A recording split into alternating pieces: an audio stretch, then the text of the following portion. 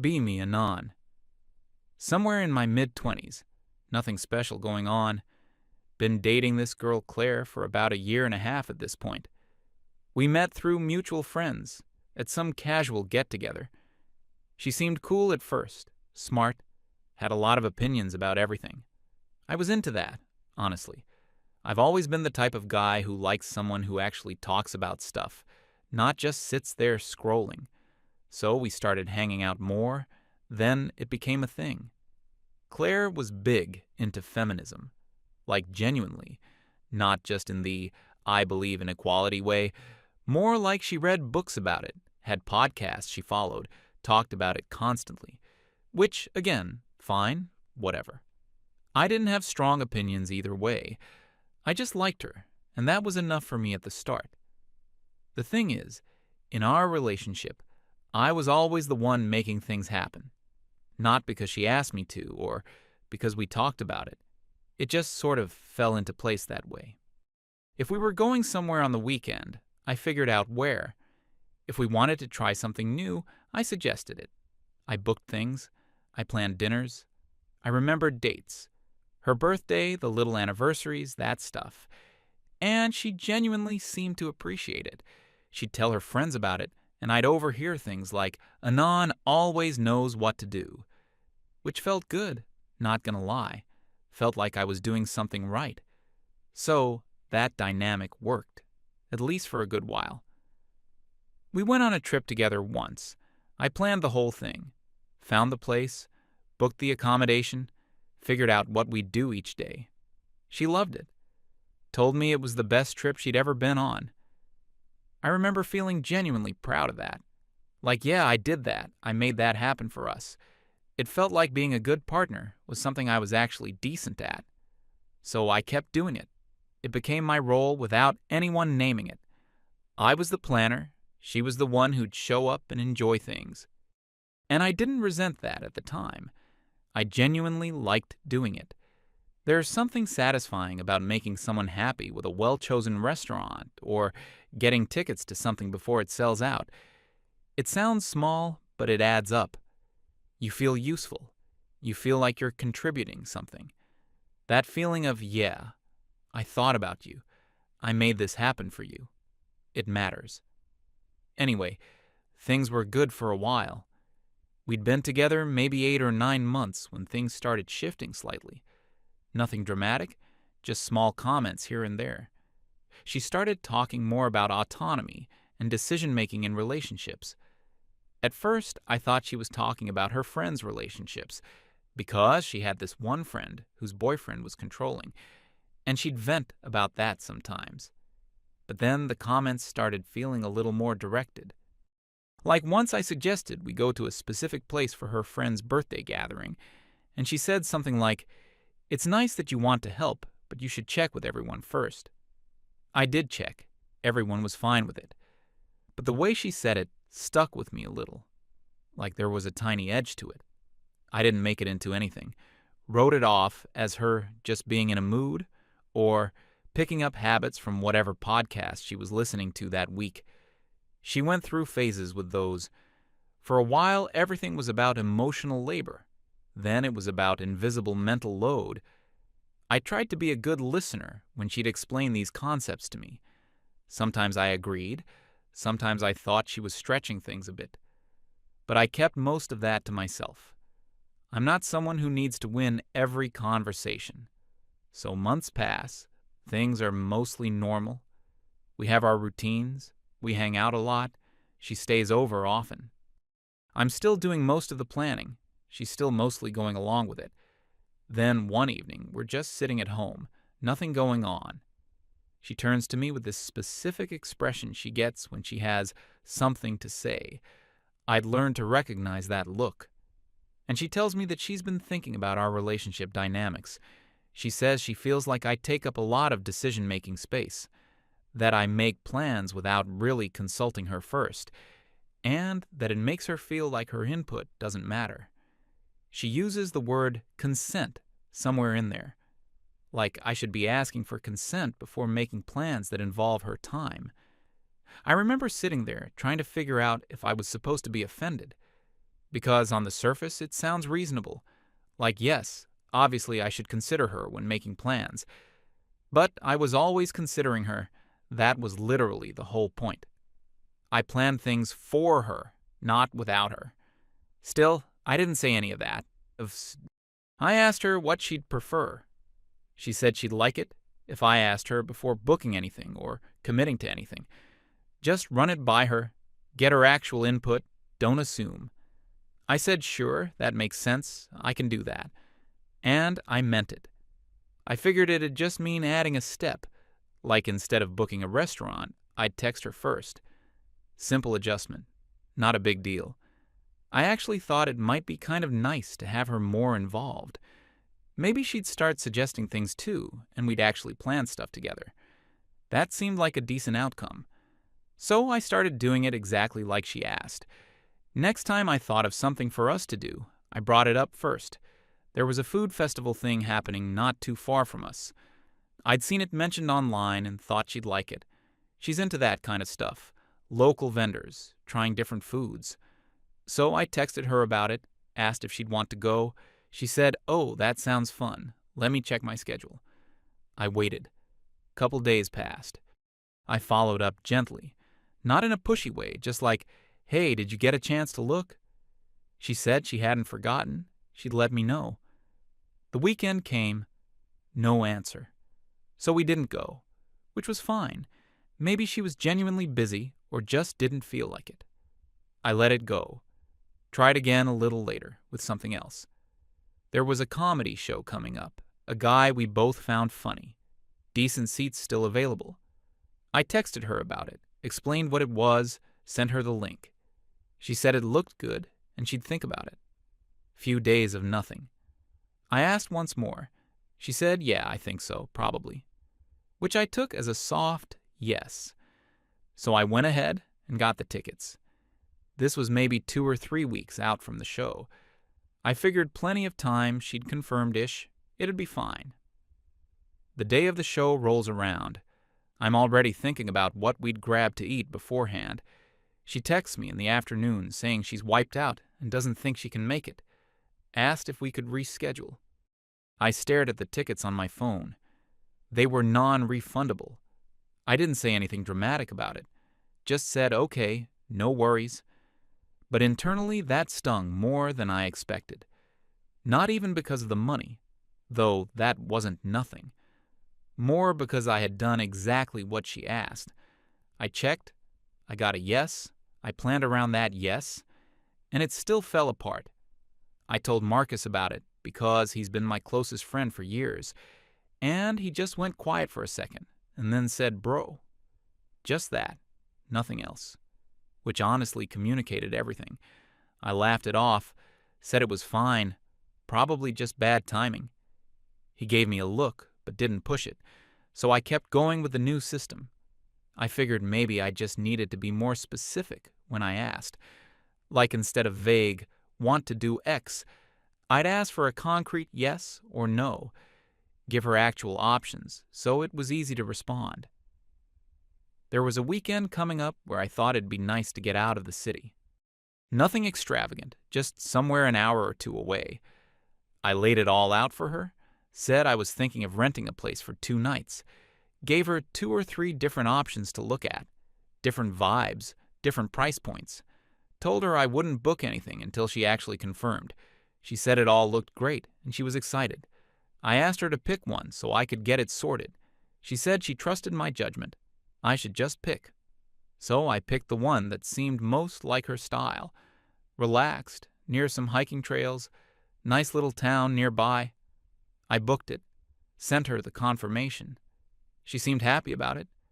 We talked about what we'd bring, what we'd do. It felt like things were actually working again. Then, the day before we were supposed to leave, she calls me and says she can't go.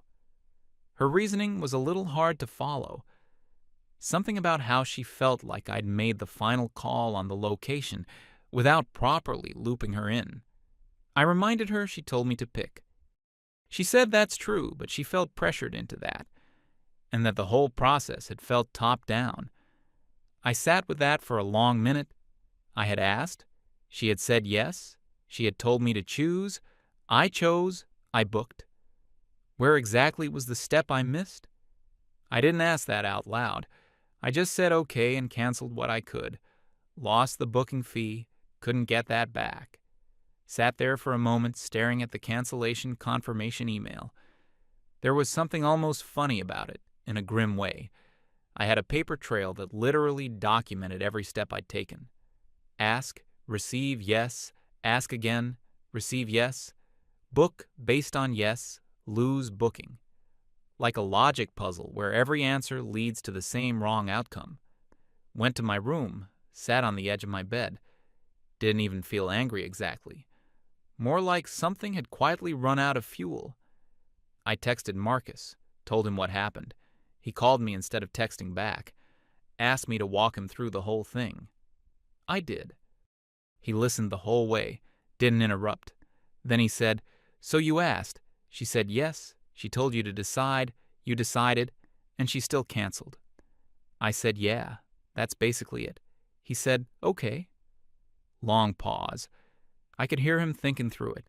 Then he said, "What are you going to do?" And I didn't have an answer for that. Not because I was dramatic about it. I just genuinely didn't know what the right move was anymore. Because I had followed the rules exactly, and it still didn't work. And the more I thought about it, the more circular it seemed. She wanted me to ask permission before planning. I asked. She wanted input. I gave her options. She deferred back to me. I made a choice based on her deference. Somehow that became the problem. It was like trying to solve a puzzle where one of the pieces keeps changing shape. I didn't bring any of this up with Claire that night. I didn't want to have a big argument. I just needed to think. And what I kept coming back to was this. Maybe the problem was that I was still the one initiating everything. Maybe the real thing she wanted was for me to stop being the one who generated all the plans in the first place. So I made a decision. Not out of spite. I want to be clear about that. I didn't sit there rubbing my hands together thinking about how to make her suffer. I genuinely just thought, okay, I'll stop initiating. If she wants to do something, she can bring it up. If she wants to go somewhere, she can suggest it. And then I'll ask her if it's okay, like she wanted. We'd just do it from the other direction. Simple. So that's what I did. I stopped suggesting things, stopped looking up restaurants or events or weekend ideas, stopped being the one who'd say, "Hey, what if we did this?" I was still there, still present, still a good boyfriend in every other way, but the planning thing just stopped coming from me.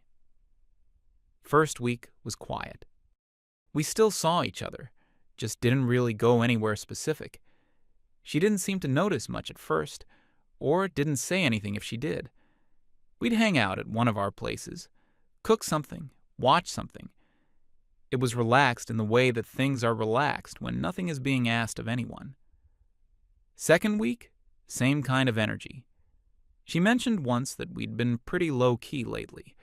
I said yeah, asked if she had something in mind she wanted to do. She said not really, just observing. I nodded and left it there. Didn't feel the need to fill the silence with a plan just because she'd noticed the silence. I was waiting to see if she'd feel the pull of wanting something, and then maybe actually suggest it. That's all I was doing. Third week. She brought up that a friend of hers was having people over, said she was thinking of going and would I want to come. I said sure, sounds good. We went. It was fine. Met some people I didn't know that well, had decent conversations. Nothing notable happened, but on the way home she seemed a little off. Quieter than usual, like she was expecting something and it hadn't happened. I couldn't tell what, though. I didn't ask, partly because I genuinely didn't know what question to ask, and partly because I was tired of asking questions that led nowhere useful. A few more weeks went by like that. We'd hang out, but it was just sort of drifting. I'd come over, we'd watch something, we'd eat something, but there was nothing to look forward to. No plans on the horizon. No, oh, next weekend we're doing this. just one undefined day rolling into the next. And here's the thing, I didn't actually feel that bad about it, which surprised me.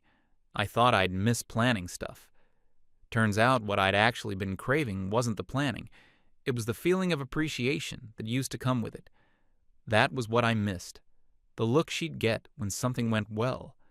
The Anon always takes care of everything. That had been the reward. And once that stopped being reliable, the planning itself lost its point. So I was genuinely fine just being still. She was less fine, I could tell. She started texting more during the week, little things, sending me stuff she'd seen online, memes, articles, which was sweet, but it also felt like she was circling something. I responded normally, didn't overthink it. Her birthday was coming up. Not super close, but within view. I knew it was coming.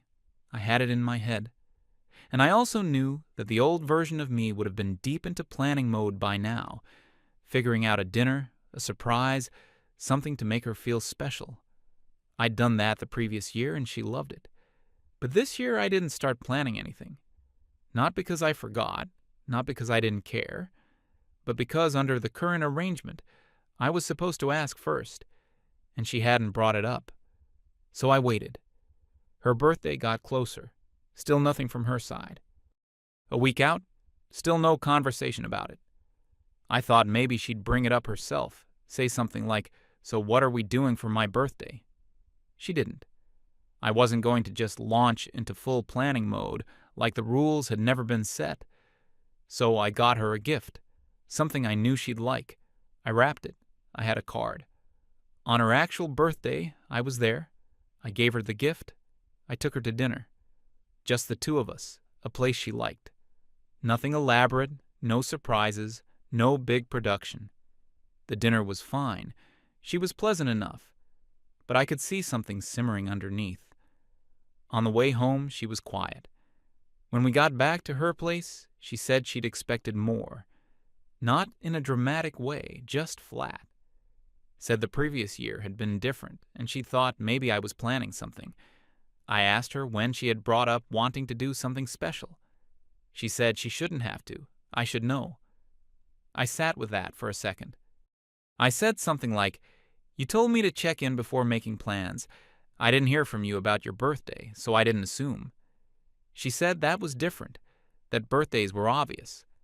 I said I understood that, but I was going off what she'd asked for. She went quiet. I could tell she was frustrated, but she didn't have a clean argument to make. So the conversation kind of dissolved. We didn't fight, she didn't yell. It just got quiet and stayed quiet. I went home. Texted Marcus on the way. Told him what happened. He said, "She's going to blame this on your emotional unavailability watch." I told him to stop. He sent a laughing emoji. I knew he was right, though. Not because he's cynical or anything like that. He's just good at seeing where things are going. The pattern here wasn't that hard to read. I'd done something that technically made sense, followed a stated preference exactly, and the result was going to get named as an emotional failure on my part anyway. Not because Claire was calculating, just because feelings don't care about logical consistency. She'd felt something missing, and the missing thing needed a label. And that label was probably not going to be the natural consequence of what I asked for. Couple days passed. Then Claire brought something up that I hadn't expected. She said she'd been thinking about everything and felt like I was pulling back from her. That she'd read this thing about how men sometimes use emotional withdrawal as a way of punishing their partners. And she'd been wondering if that was what was happening here. I asked what she meant by withdrawing. She said I wasn't putting in effort anymore, wasn't being proactive about the relationship, wasn't showing up. I asked her what specifically she had wanted me to do. She said she wanted me to surprise her sometimes, to initiate things. I said you told me to ask permission before making plans. She said yes, but not to the point where I'd just stop entirely. I said I was trying to follow what she'd asked for. She said there was a difference between checking in and just going completely passive, and maybe on paper she had a point, but I was struggling to see where exactly the line was. Because every time I initiated something and asked, it fell apart. I didn't lay all that out in that conversation. I kind of just said I'd heard her and I'd think about it, which was me being diplomatic, not dismissive. I genuinely was thinking about it. I just didn't have a clear answer for how to thread that needle. Ask, but also don't wait to be asked to ask. Plan, but also confirm, but also don't make her feel like planning is being done to her. The logic was getting tangled. Meanwhile, she had started spending more time with her friends. Not suspicious, just more frequent. Which was fine. Her friends were her friends. But I noticed she'd come back from those hangouts a little bit different. Slightly more agitated, slightly more loaded with opinions. I figured she was talking about us with them. Which people do. I wasn't going to pretend that's unusual. But it did make me wonder what the version of events they were hearing looked like. One night, she came back from one of those hangouts and told me that she'd talked to her friends about us, and that they thought I was exhibiting classic male toxicity, the withdrawing thing, the going passive, all of it. Apparently, the consensus among them was that I was doing this deliberately to make her feel like she needed me, like some kind of power play. I genuinely didn't know how to respond to that for a second, because from my side I had done the exact opposite of a power play. I had given up the one thing I was actively doing in the relationship. I'd stepped back, and somehow that had become a manipulation tactic. I asked her if she actually believed that. She said she didn't know, she was trying to understand. I said there was nothing to understand, I just stopped assuming. She said she felt like she'd lost something, but couldn't articulate what. I thought about pointing out that what she'd lost was the thing she told me to stop doing. But I didn't say it. I said I needed to think, and I went home. Marcus and I got food at some point around here. I walked him through everything, the whole timeline. He listened all the way through without interrupting, which is unusual for him. Then he said, "So basically you did what she asked, and now it's toxic behavior." I said that was a bit simplified. He said, "Is it though?" I didn't answer. He ordered another drink and said the whole thing was insane to him. Not in a women are crazy way. More like genuine bewilderment. Like, how do you build a system where following the rules is the violation? I said I didn't think she was doing it on purpose. I genuinely didn't think Claire was sitting at home plotting. I thought she had genuinely wanted more input, felt genuinely good about setting that expectation. And then, when the reality of what that meant played out, it felt wrong in a way she hadn't anticipated. Because the planning I'd been doing wasn't just logistics, it was also the visible proof that I was thinking about her. When that stopped, she noticed the absence of something, but she'd framed the absence as my failure, not as the natural result of her own request. Marcus said that was very generous of me. I said I was just trying to be fair. He said I should probably tell her that directly. And I knew he was right. But I also wasn't sure she was ready to hear it without it turning into a fight. A few more days passed. Tension at this point was low-grade constant, not explosive, just present. Like the air in a room that needs a window opened. She'd be perfectly nice in one moment and then slightly distant the next. I was doing my best to just be steady, showing up, being present, not being cold. But also not suddenly reverting to full planning mode just because things were uncomfortable. That felt like it would prove something I didn't want to prove. Then her friend group had a get-together at someone's apartment. A proper one, with multiple people, not just a small hangout.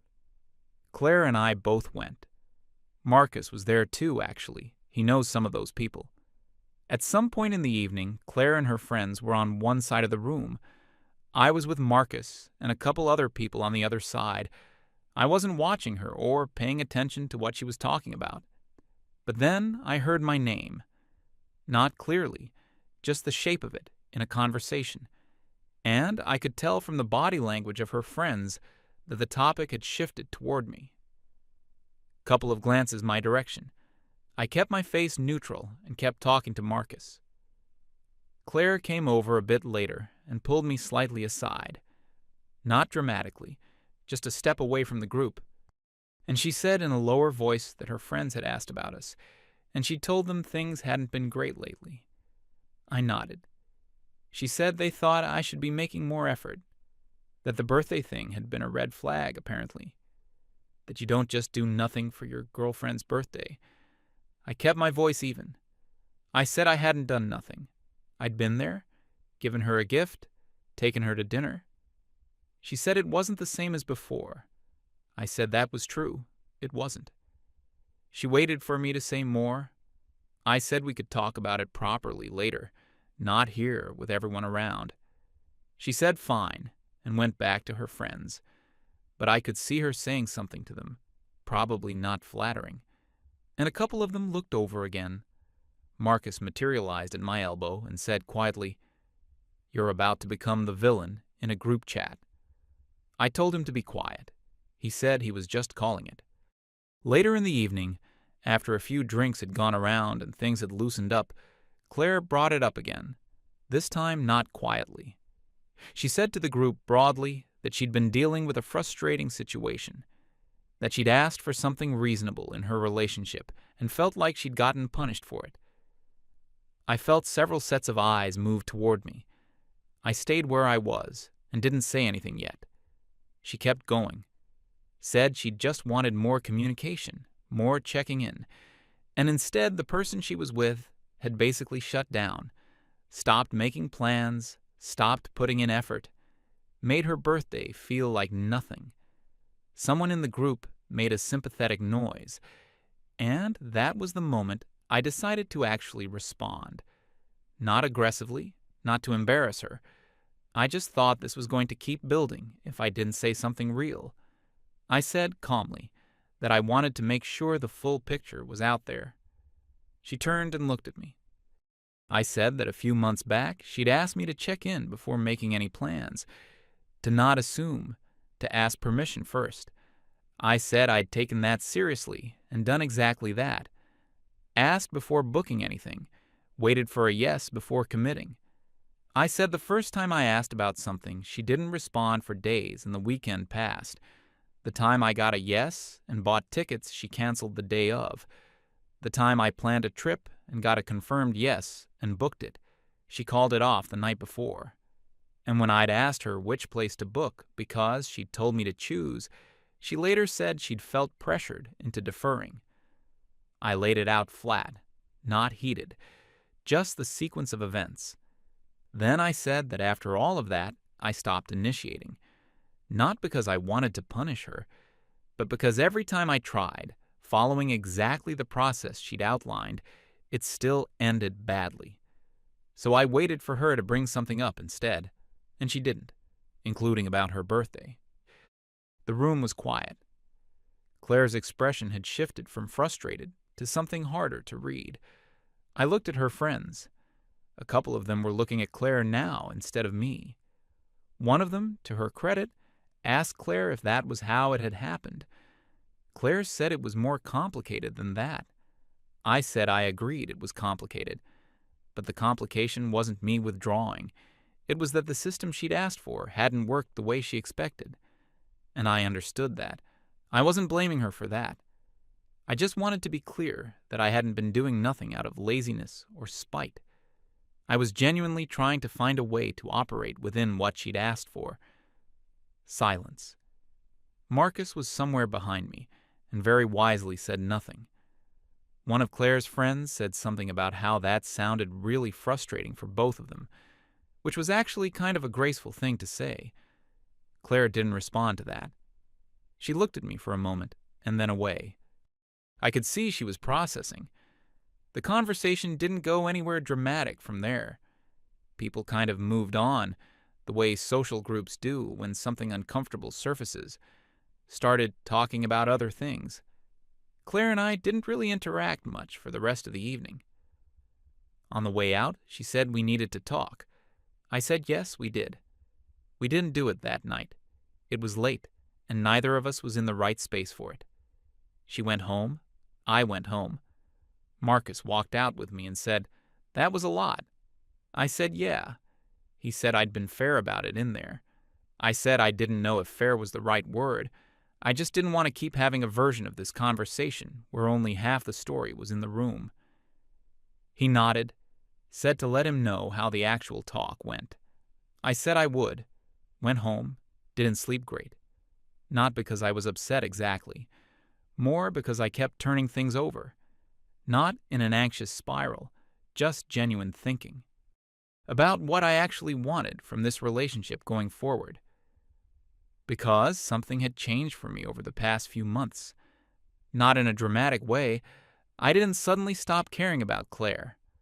But my confidence in the thing had shifted. I used to be pretty sure about us.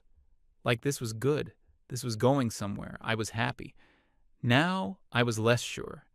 Not because she'd asked for more communication. That part was genuinely fine. More because of what the attempt to follow that request had revealed. Like the structure we'd been operating in was maybe more fragile than I'd assumed. When I was doing all the planning, everything looked functional. Take away the planning, and suddenly there wasn't much of a current keeping things moving. We met up a couple days later to actually talk. Her place, just us. She started by saying she'd been thinking a lot. Said she understood that she'd asked me to change something, and that I had genuinely tried. And that things hadn't worked out the way she'd expected. I said I appreciated her saying that. She said she still felt like I'd withdrawn in a way that hurt, that even if my logic was consistent, the effect was the same as if I'd just stopped caring. I said I understood that. And I said the honest thing, which was that the effect on me had been different. That spending months trying to plan things within her new framework and hitting walls every time had been exhausting in a way I hadn't expected. Not earth-shattering, just quietly draining. And it had made me realize that I'd been running on the appreciation of doing things for her. And when that equation changed, I'd lost the fuel. She sat with that, didn't get defensive, asked me what I needed. I said I needed to feel like the effort was mutual, not 50-50 on logistics necessarily, but that she'd sometimes be the one thinking about us. Suggesting something, initiating something, showing that she'd been thinking about me the way I'd been thinking about her. She said she heard that. She said she thought she'd assumed it was enough to appreciate what I did. But she saw now that appreciation isn't the same as participation. That was actually a good way of putting it. I said, yeah, exactly. We talked for a while longer. It wasn't a fight, it was more like actually looking at something clearly that we'd both been walking around. By the end of it, we hadn't made any grand declarations, but it felt like something real had gotten said. I drove home that night and sat in the car in the parking lot for a few minutes. Not dramatically, just collecting myself. The conversation had gone better than I expected, but I was still sitting with the question I'd been carrying for weeks, which was, what do I actually want this to look like? Because I knew I could go back to planning things, I even wanted to, a little. I like doing nice things for people I care about. That's just who I am. But I needed to know the version of me doing that was valued, not just used. And I didn't have the answer to that yet. I think the only honest thing I could say to myself that night was, wait and see. See if something shifts. See if she starts showing up differently. And if she does, great. And if she doesn't, well, that's also an answer. A few days after that conversation, I was at Marcus's place, just hanging out, nothing planned, which felt right, given the theme of recent months. He asked how things stood. I told him about the talk, the main points. He said it sounded mature. I said it was, actually. He said, so what now? I said I didn't know. I was going to see how things moved. He said that seemed reasonable. Poured us both something, and we just sat there for a while, not talking. Which is something I value about him. The ability to just be, without needing to fill every second. Eventually he said, You ever think you used to just do too much? Not mean about it, genuinely asking. I said maybe. He said not in a bad way, like it's a good quality. But sometimes people get used to a thing, and then the thing becomes invisible. Like you stop noticing the effort because it's always there. And then when it's gone, you miss the result, but not the work that made it happen. I said that was pretty much it. He nodded, said it happens. We left it there. A week or so passed. Claire texted me one afternoon, said she'd found tickets to something she thought we'd both like, asked if I wanted to go. I said yes. She sent the info. She'd already bought them. I said thanks for thinking of that. She said she wanted to try. That was it. That was the whole exchange. But it meant something. Not in a huge, world-changing way, just in the way small things mean something when they're pointed in the right direction. We went. It was good. She seemed happy. I was relaxed. On the way back, she grabbed my hand while we were walking. I didn't say anything about it, just held her hand and kept walking. I still don't know exactly where things are headed, whether it'll keep moving better or whether this was just a short, good patch. I'm not going to pretend I've got it figured out, but I know a few things more clearly than I did before. I know that being the one who puts in all the effort isn't automatically the same as being a good partner. It can look like it from the outside. It can even feel like it for a while. But at some point you start to realize you're running a machine that only works because you're pushing it. And that's not a partnership. That's just labor with company. I also know that I should have said something earlier. Not dramatically, not with a list of grievances. Just said, hey, I notice I'm always the one driving this. Does that seem normal to you? That conversation might have happened before all the other stuff, but it didn't, so here we are. I'm also not bitter about any of it. That's the thing I want to be clear about. I don't think Claire is a bad person. I don't think she set out to drain me or take advantage of anything. I think she had a real feeling, asked for a change, and didn't fully track what that change would mean in practice. And when the result wasn't what she expected, she reached for the easiest explanation, which was that I was pulling away on purpose. That's a human thing to do. I've done versions of it myself. The classic male toxicity thing from her friends still stings a little, if I'm being honest. Not because it ruined my day, but because it's the kind of thing that gets said and sticks. The idea that a guy stepping back from doing everything is automatically a power play, as if the only acceptable version of a man in a relationship is one who keeps producing and never pauses. That framing leaves no room for a guy to just be tired, or confused, or trying to figure out what the rules actually are. It assumes bad intent before anything else. And, yeah, that still bothers me a little. But I'm not going to be the guy who's still thinking about it 6 months from now. I said my piece, she heard it, we're moving. And if it slides back to the old pattern, I'll say something sooner this time. That's the lesson I'm actually taking from all of it.